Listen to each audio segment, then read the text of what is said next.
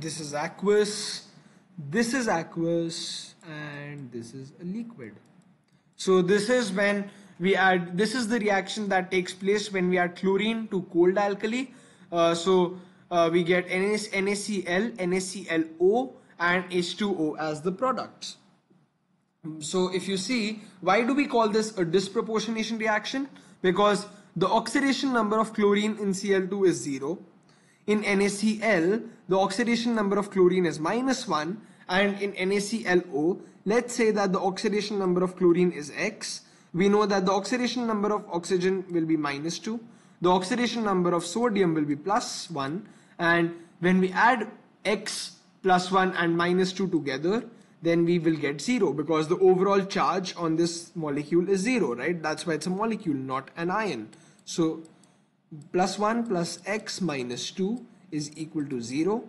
This means that X is equal to +1. So the oxidation state of chlorine in this is +1. Now if you see, we started with chlorine gas, which has an oxidation state of 0.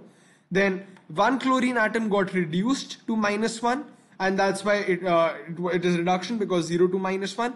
The other chlorine atom got oxidized to +1, from 0 to +1, and that's why chlorine is both oxidized and reduced in this reaction, and that's why it's called a disproportionation reaction. Now the other reaction we need to talk about is chlorine in hot alkali. We need to learn these equations: chlorine in cold alkali and chlorine in hot alkali. So in hot alkali, it is 3Cl2 aqueous plus 6NaOH aqueous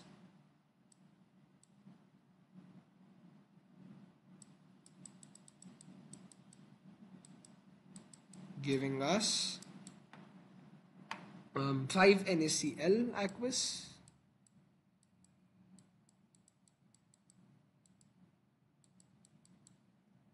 plus NaClO3.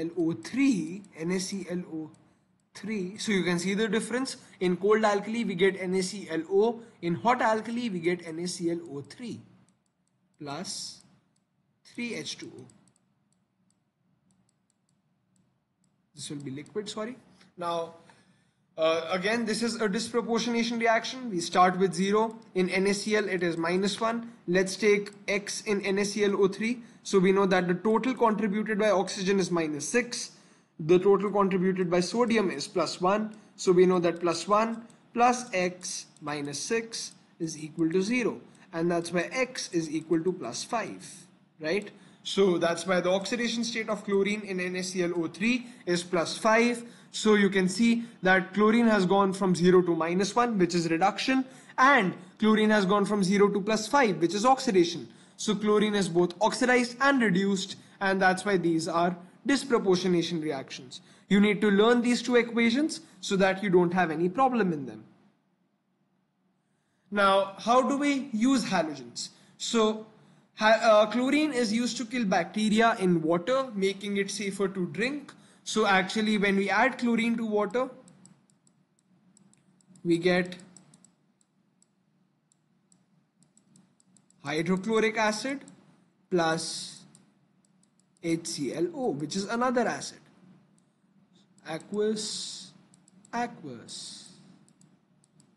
And even the chlorine is aqueous, the water is liquid, right? So now this is the reaction that takes place when we add chlorine to water, and this is the reaction that helps kill bacteria in water. So that's why we are able to drink it.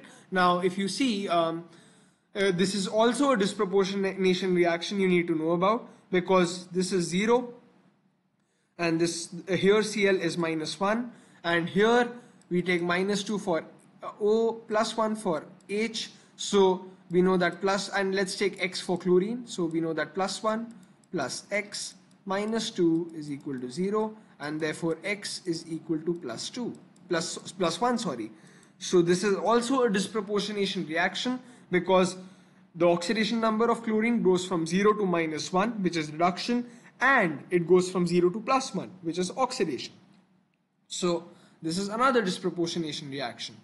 Now NaCl and NaClO, which we saw here, NaCl and